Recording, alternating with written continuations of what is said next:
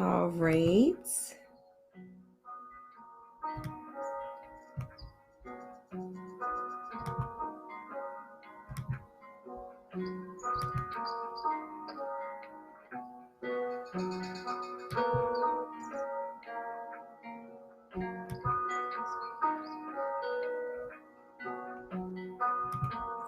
Let me know if you guys can see me.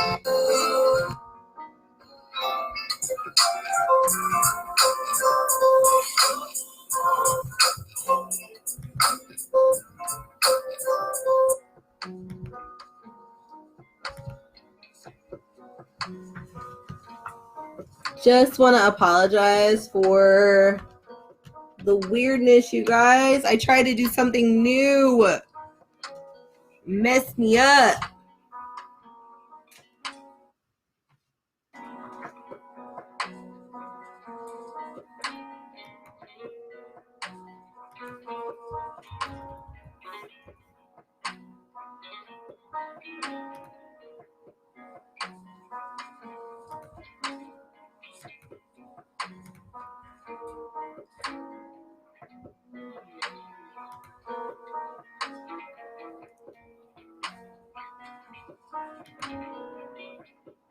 All right.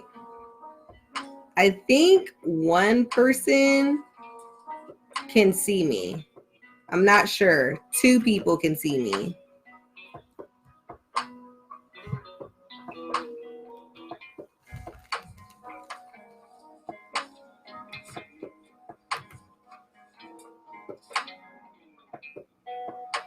So for some reason, I'm having a little bit of technical difficulty, but honestly, I think it's because I did something different. I wanted to see if I could share my screen and put a PowerPoint up for you guys. It's going good. I tried to do something new, you guys. I mean, you should have seen all this stuff that I just had on there. It was amazing. I don't even know what is going on right now, but my computer, the Facebook Live just flipping out. I don't know why, but it's just going crazy. So yeah, that's how that's going down. Okay. So we're just going to wait a couple more minutes here because I want to make sure that you guys can get an opportunity to see some things. I'm going to do something a little different. I am actually going to do a lecture, but I'm also going to upload like a PowerPoint for you guys because I think it's going to be very helpful to have the 2. So I am trying to get us back onto this PowerPoint. So that's basically, I know, right? Like, what the heck? I was doing so good.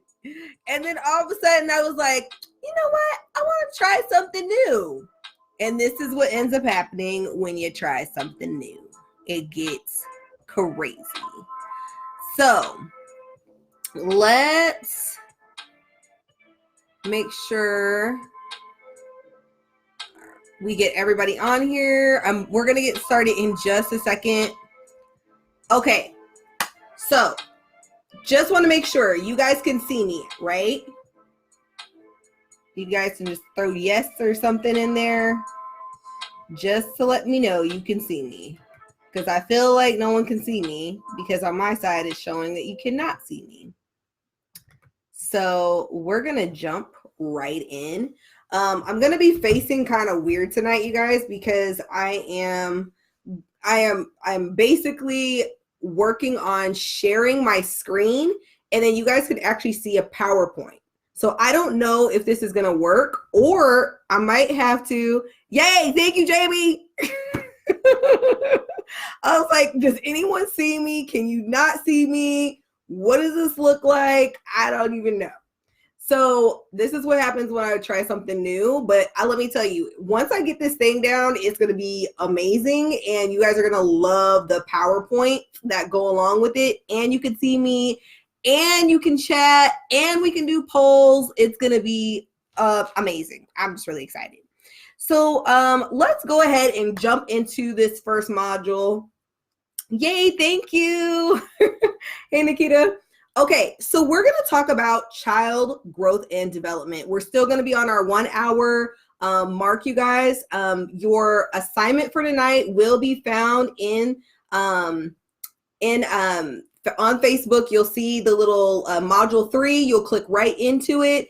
And it's actually a little bit shorter tonight, you guys. Yay, okay. The reason why is because I'm going to actually implement some of the pop questions in the comments. So you'll actually be able to go right in there and do like a little poll. So it'll be fun tonight. I had some things set up and I thought it was going to be perfect, you guys, and it was not. But you know what? That's life. You know, sometimes things are not perfect. Sometimes things get a little rocky, but you just got to keep moving forward. You got to keep being positive. You got to clear your mind.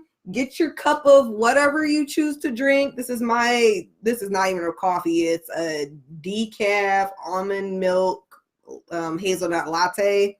And this is my second one like this month. So I was actually laughing at myself because I know I'm not supposed to have these, but I'm going to drink it today. So let's talk about child growth and development. Why don't you guys start off with putting in the chat group, what do you know about child development? So you could just throw that out there right in that little chat group there. What do you know about child development? When someone says, tell me about child development, what's the first thing that comes to your mind? And while you guys are doing that, I'm going to set up a little poll for us that's going to have some little questions.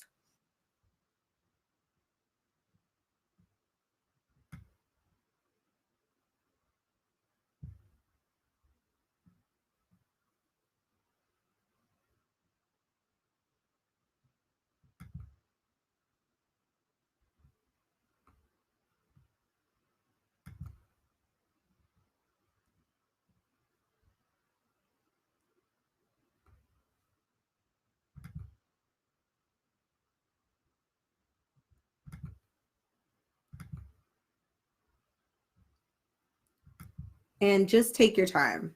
So I went ahead and posted our first little discussion question or question for the day.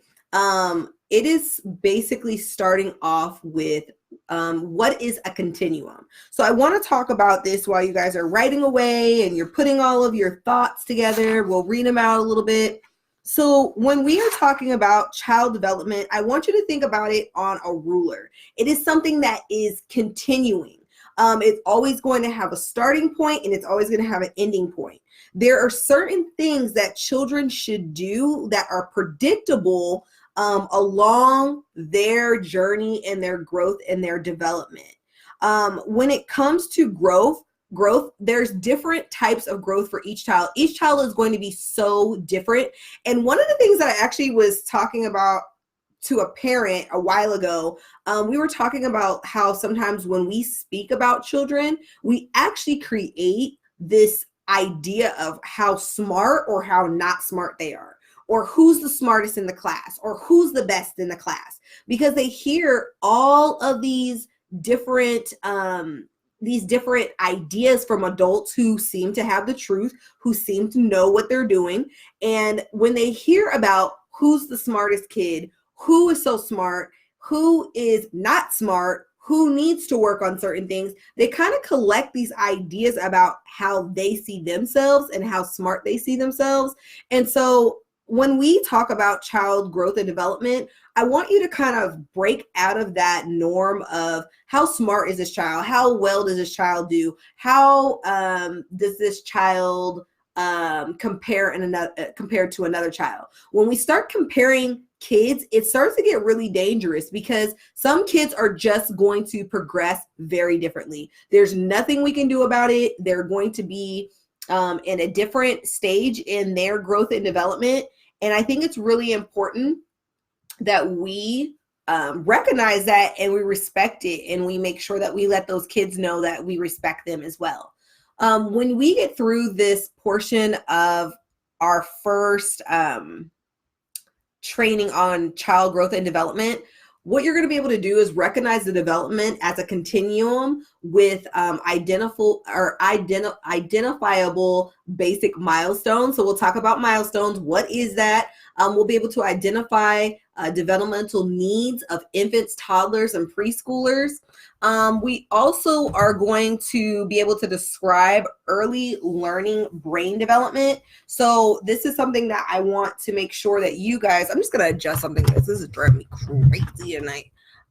So we'll be able to talk about all of those pieces and really get a better understanding of them. So there's a little discussion question right in front of you guys. You guys are more than welcome to answer that question. It's a true or false question.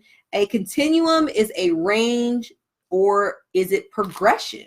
So let's do a true or false statement on that. Do you believe it is true, or do you believe it's false? They're all different developmental milestone markers that differ age groups achievement. Typically, yes. Exactly.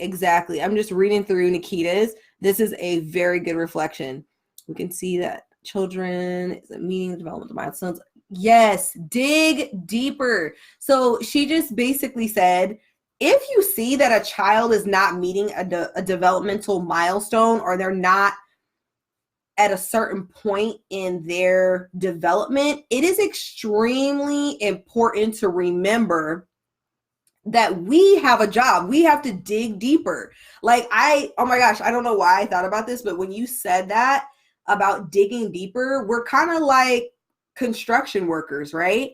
And we put our hard hats on and we have our shovels and we are mixing cement. We're doing all of these things to build a strong foundation for children. And when we give them that strong foundation, that sets them up for understanding just basic principles that they need in order to grow and develop. So I want to talk about two words that I'm using right now. Development, it refers to a gradual and predictable process, which increasingly can be complex and it changes, all of those different things throughout our lifetime. Growth, it differs from development, and it really focuses on increasing size and physical maturing portion. So increases in complexity and change. So I want us to think about growth more like at a body physical stature, and then development, I want you to think about it as a range of predictable things that should be happening when a child is developing.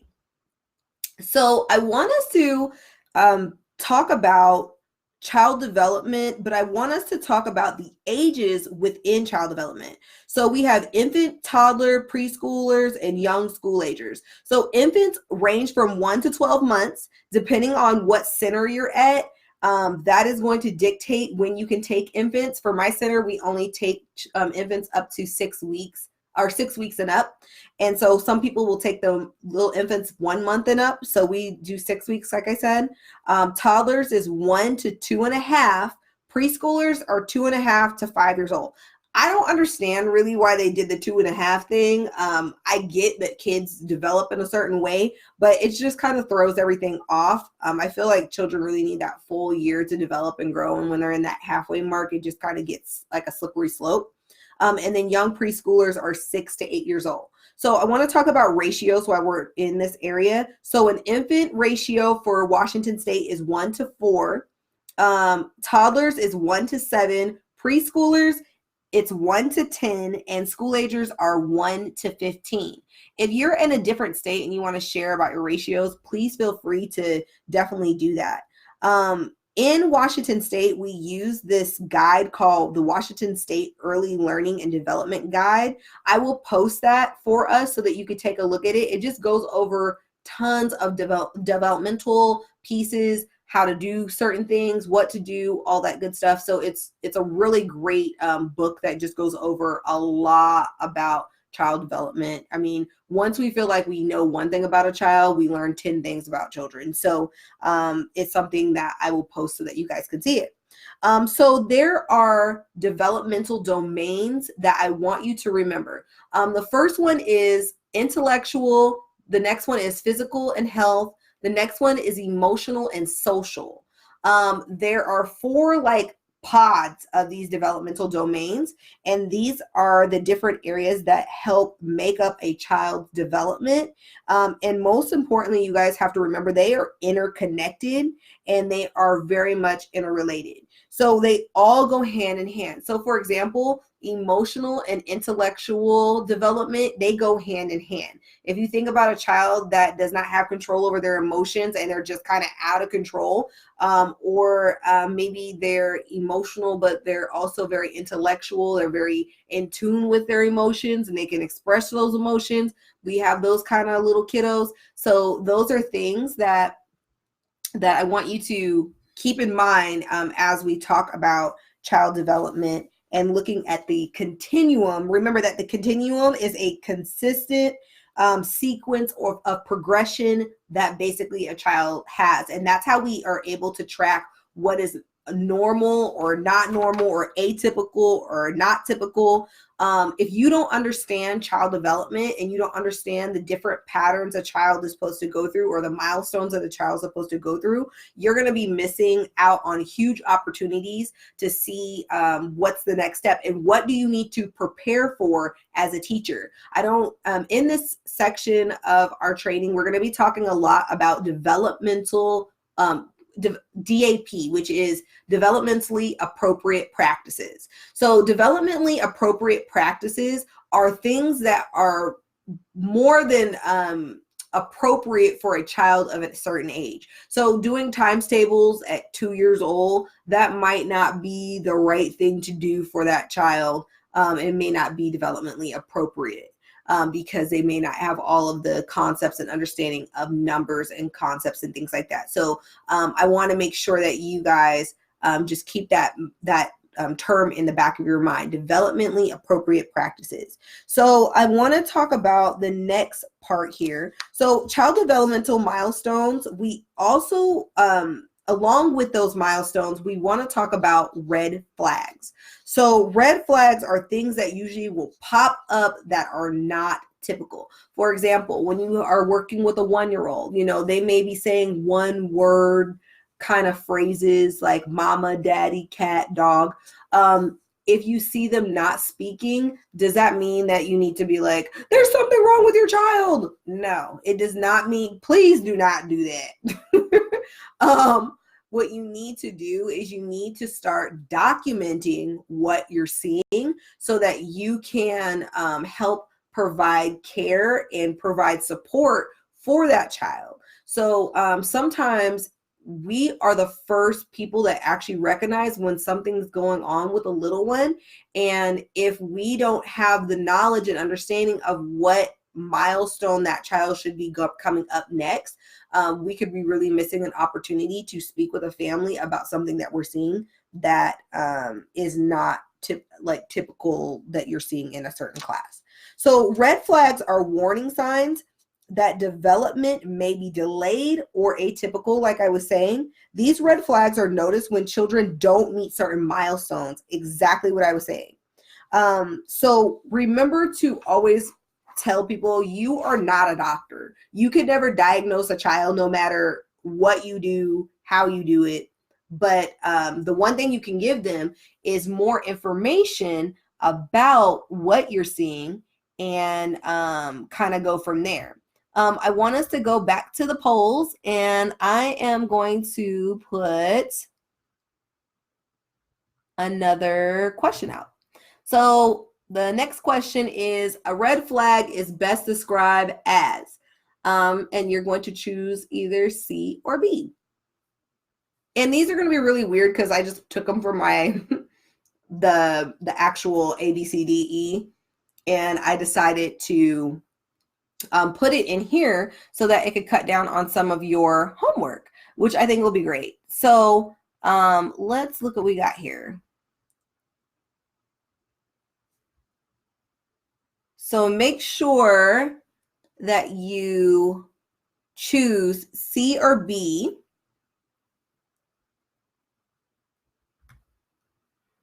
I'll give you some time to think about that and get those done. Awesome. Good, good, good, good, good. You guys got 100%. So let's keep going. So let's go back to the chat, and I want you to share, let's see, maybe like maybe one or two things that you see with kids that is a red flag. It could be speech, it could be walking, it could be physical, it could be social and emotional. So what are some of the things that you're seeing in your class with kiddos that are considered red flags? And you may have to write a little bit, like, they may have like a little bit of a delay with speech. They may have a little bit of delay with their emotions. Sometimes they struggle with sharing, just to throw some of those ideas out to you guys. And then while you guys are doing that, we are going to focus now on developmental and individual needs. So all students have common needs. Just like teachers have needs, there's an amazing book that I really would recommend you guys looking into. It's called The 5 Love Languages. They have it for children and adults. And the one thing that I really like about it is that when you understand a child's love language and understand how they communicate, you can actually connect with them on a deeper level. You're not going to just look at the child as maybe like a troublemaker or a child with a certain ability that maybe other kids don't have. You're going to actually look at that child as an individual. But I think it really takes a lot of mental power to really get past your own biases and be open. You know what I mean? I think that's like the biggest thing, is to be open to children being different and being at different places in their little development.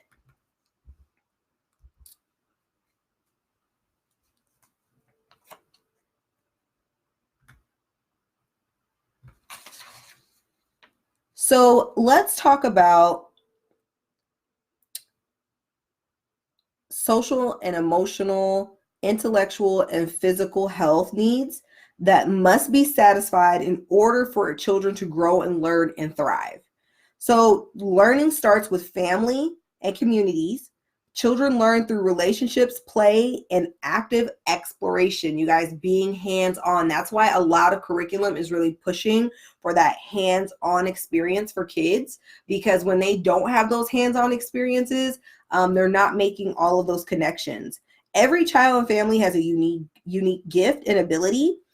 Children learn best when they're healthy, safe, and free of hunger.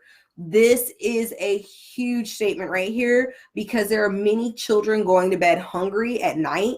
And when they are going hungry and they're coming to school and they're hungry, they can't learn, they can't focus. I think I even talked about this yesterday, where, some kiddos, they'll come into class and they'll just start acting out a certain part of the day. And the reason why they're acting out a certain part of the day is because they're hungry or they're feeling sharp pains in their stomach and they need to have a little bit of food. So, giving like small snacks. And then also too, being careful what snacks you give to kids, because sometimes when we are giving certain snacks to children, it actually will make their moods actually get worse and they'll swing left and right versus feeling centered and feeling full to a certain extent. Young children can learn more than one language. Build their executive functioning skills. So this is their command or their control center of their brain. This is a critical part of a child's development. So executive functioning skills are their abilities to make decisions about what they're going to do, how they're going to respond, how they're going to react. So if you have some of those kids that are a little bit more maybe concrete in their thinking, and they are It's a lot easier for them to make decisions about, I'm not going to hit my friend. I'm going to talk to my teacher, or I'm going to talk this out, or we can use one at a time, or we could share. Those are the executive functioning skills that we are looking for. And those are the things that I want you to look for. If you have a class full of kiddos that is really struggling because they're not making good decisions, they're constantly hitting, constantly running around, of course, that's a classroom management thing, but also you have to train your kids' brains. If you are not training their brains and giving them the opportunity to practice on how to control themselves day by day, this is when you're going to have them falling into certain pits throughout the day. So I want you to make sure that you're taking time to really connect with those kiddos, and then have them practice executive functioning activities and skills throughout the day. That could be playing green light, red light. The reason why that's such a popular one, because it causes them to start and stop. They have to think about what you're saying, and then they have to associate what you're saying with a movement that they're supposed to be reenacting. So let's keep talking about a child and their development. One of the things that is a huge component is their temperament. So your temperament is basically broken into 9 different parts. And so let me get something for us.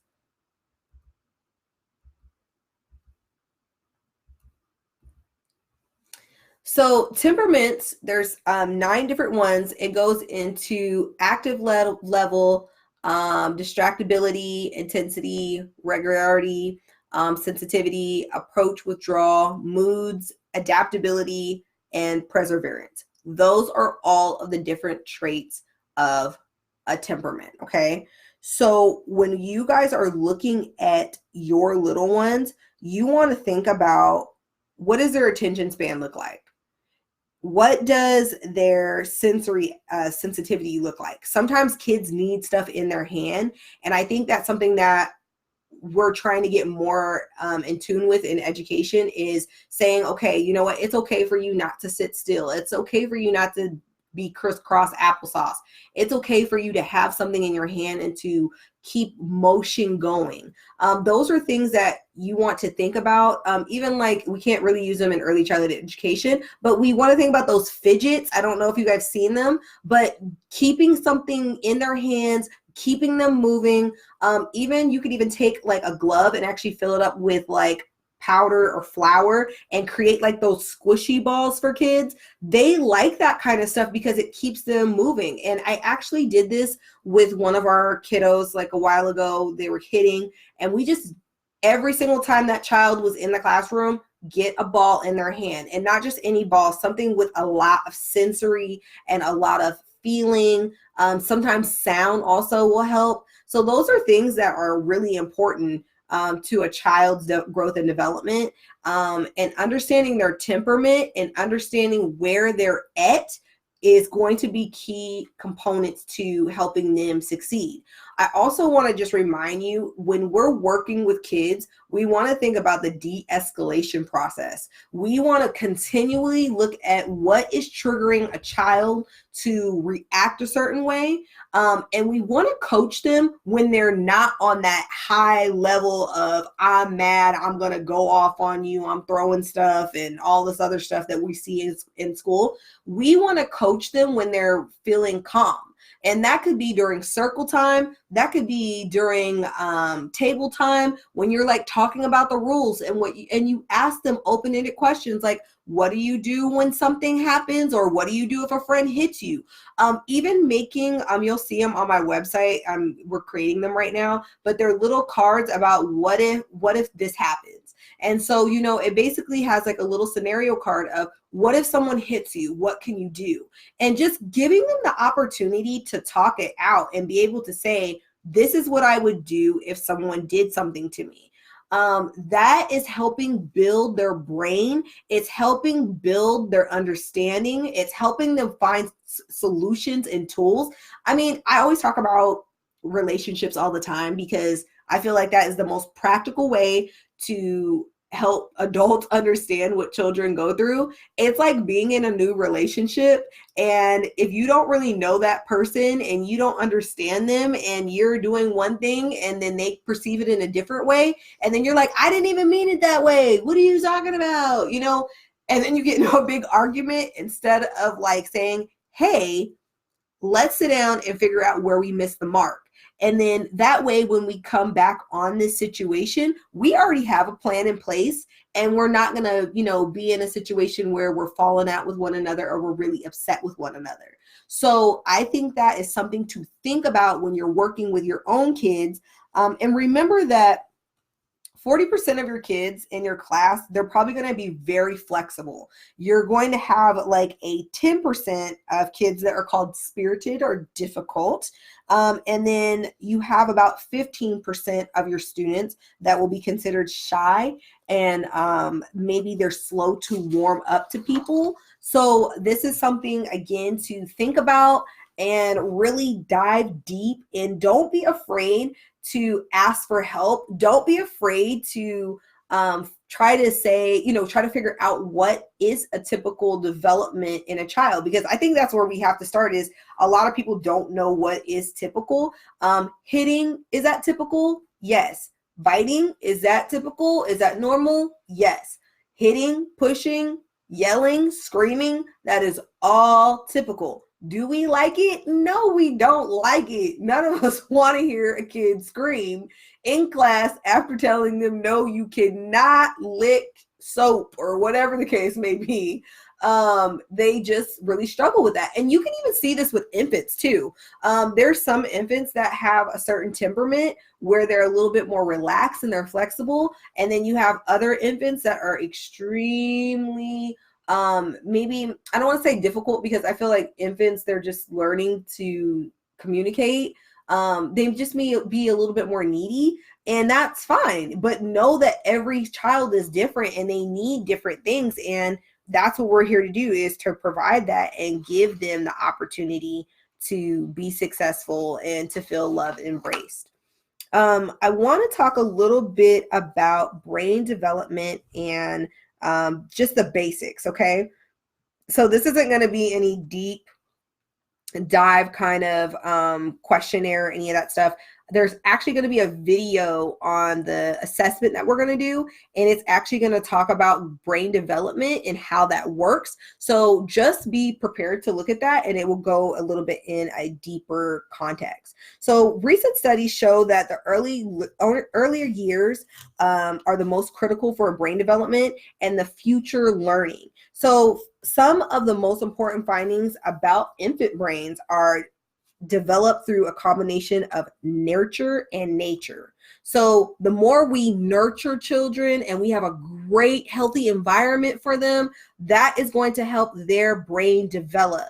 That is why it's really important when you are in your classrooms, you guys are sanitizing, you are cleaning, you are creating an open environment where children feel safe, where they feel like they can explore. If your environment is cluttered and it is not welcoming, it's stinky, it's got a lot of stuff going on there, that is going to shut that child's learning down. So your environment is more than just looking beautiful for your families and for the kids, but it's also to create an environment that invites children to learn. So think about all of the things in your classroom, and think about how you can keep your classroom clean and keep it tidy, but also keep it kid friendly, where they can go and explore and feel like, you know, this is a part of who I am. This is a part of my community, and I'm welcome into it, and I'm more than welcome to play with whatever I would like. So also we want to talk about the brain. It begins to actually develop in the prenatal stage. This is a key question to ask your families when you are working with them, and asking really what was their pregnancy like when they had their child.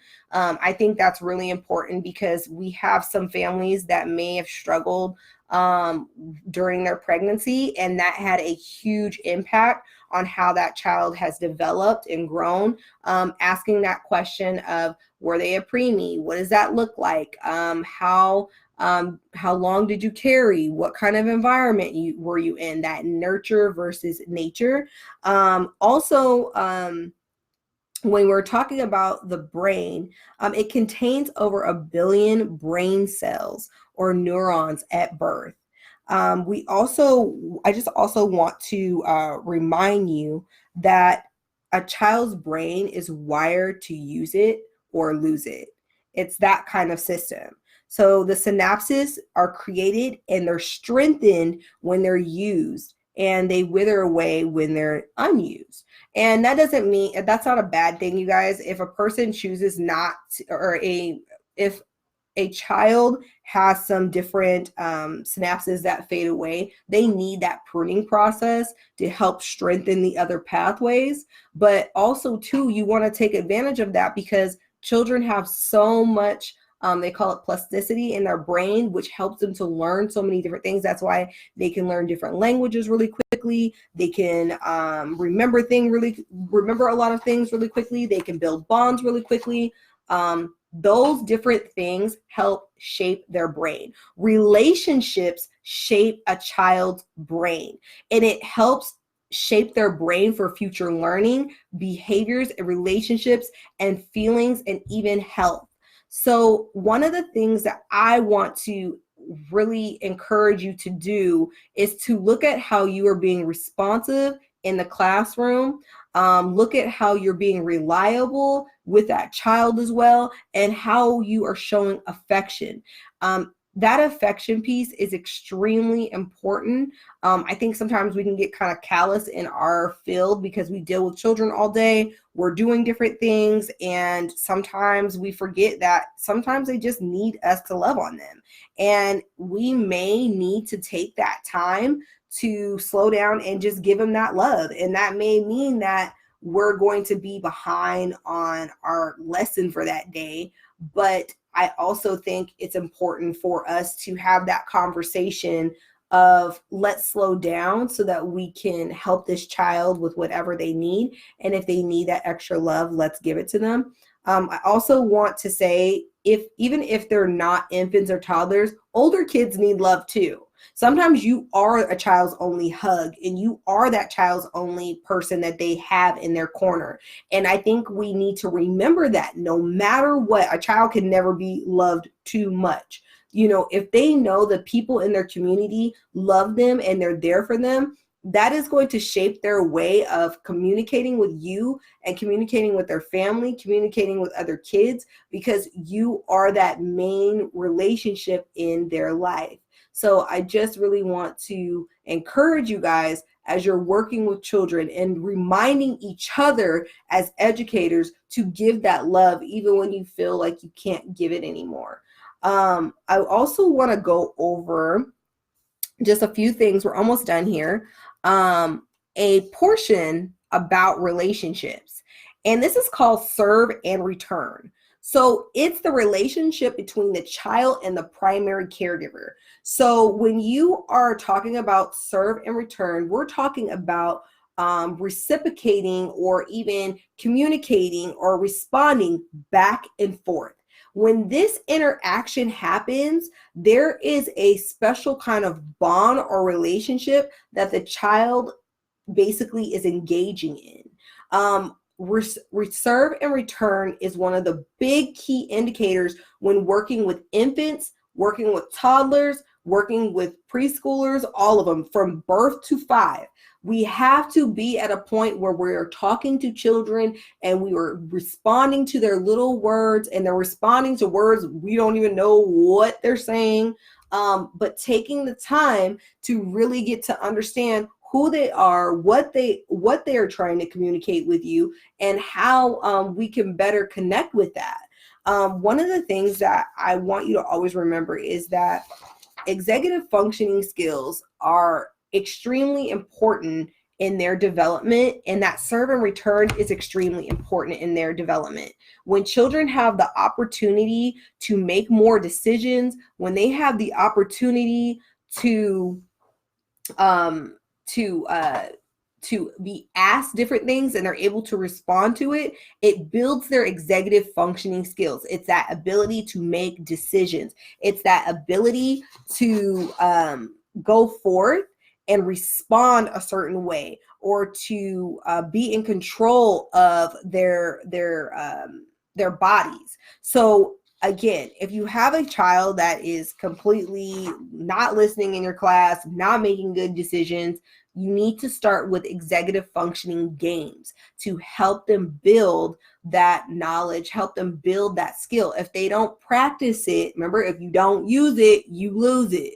Not saying they lose executive functioning skills, because that's not what I'm saying. But what I am saying is, if you practice that with your class every morning, maybe there's a game that you play every single morning that focuses on executive functioning skills, so that you are more intentional with your teaching practices. And those kids that need that, they are going to benefit from that. And then the kids that may have great executive functioning skills, they're going to enjoy it because they feel like this is a game, this is fun, versus, pointing one child out or pointing a few kids out that are really struggling with listening. One of the things that will hinder executive functioning skills is the different types of stress out there. So there are 3 different levels of stress. There is positive, which is a brief increase of heart rate, mild elevation of stress hormone levels. So this may be somebody coming up to you and scaring you, and you get kind of flustered. Then there's tolerable stress. So this is serious, temporary stress response, but it's buffered by a supportive relationships and community. So maybe someone passes away in a child's life, or maybe they were in a car accident and maybe they got hurt or something. That's tolerable. Toxic stress is prolonged active stress that basically is consistent, and there is no supportive relationships. This is key, you guys. We are children's supportive relationships in school. If we are not taking the time to bond with them and to be there with them and connect with them, when you do have a child that's going through a lot of toxic stress, they will start to actually have tons of behaviors. And one of the things that I thought was actually really interesting when we were actually researching this part is that children that suffer toxic stress continually, they actually have a weaker immune system. So you have to think about how this is not just affecting their behavior, but how it's affecting their whole body, the whole person. And it's important to remember that executive functioning skills help with reasoning and decision making. And if they are constantly under this stress, this type of stress, they may not be able to make those decisions that they want to make, or they may struggle with those decisions that they want to make. So let's talk about just a couple little things before we end our session here. Let's see. Man, we covered so much. I think we covered it all, you guys. So let's go through some of our discussion questions. I'm just going to start posting a couple, and then I'll mention a couple things here, and we'll kind of go from there. So let's do a pop quiz question here. So the effects of toxic stress can be buffered by a caring, consistent, I can't read the rest on my side. Is this true or false? True or false, you guys?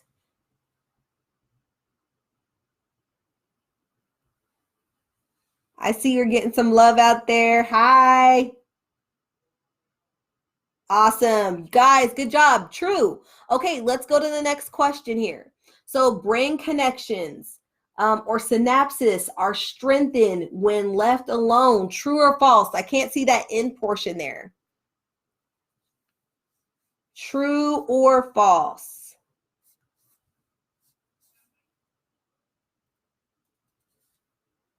I hope you guys can see me pretty good because I'm using two different screens. False, absolutely. Okay, let's go to the next one. Let's explore executive functioning skills. So I cannot see the rest of this sentence here, but it is a true or false question. Oh, here we go. I popped it up. So executive functions are called the air traffic controllers of the brain and is located in the prefrontal cortex. True or false?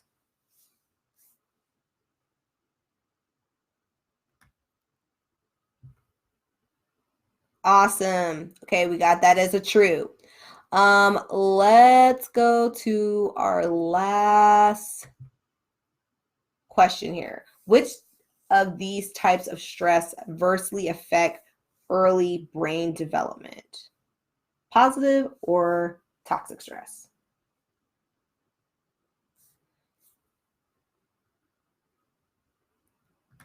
Let's see. What do we have here? What are we voting on, you guys?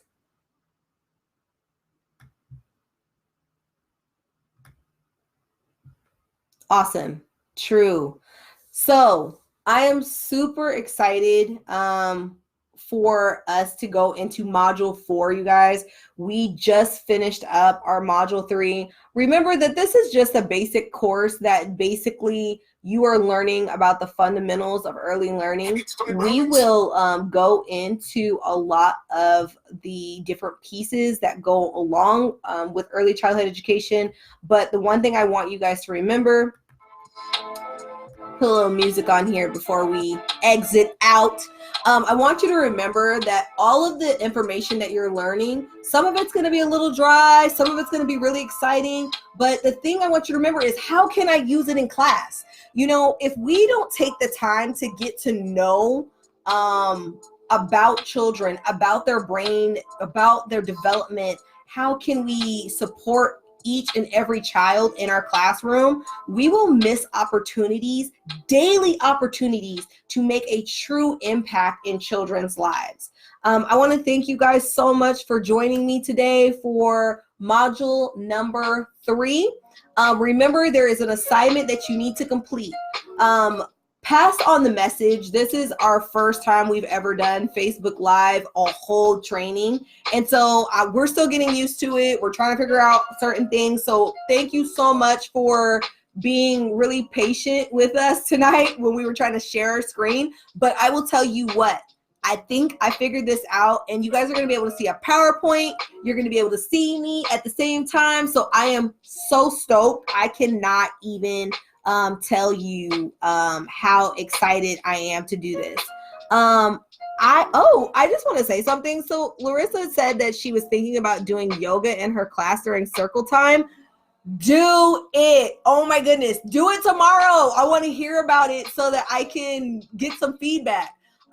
There are so many things out there, you guys, that I hope are inspiring you to not only just teach, but teach with passion. Do something different that you never thought that you could do. Don't be afraid of taking that leap of faith, or that leap of, I don't know what I'm doing, just like I'm doing right now, right? I'm just taking this chance. I'm like, you know what? There's a whole bunch of us that need to do this, and we're going to try this and see how it goes. And I'm just super proud of you guys. Today, I want to remind you that today is Mr. Rogers Wear a Cardigan Day, okay? I wore my green cardigan. I tried to get a red one. I couldn't find one. But basically, show someone some kindness. Show someone some grace. And have a great day, you guys. I know it's pretty late. You guys probably worked all day today. I'm super proud of you guys. Thank you so much for being active on this call, on this meeting, on this Facebook Live. I hope you had a wonderful night. Have a great night, you guys. And thanks for joining me at the Learning Project.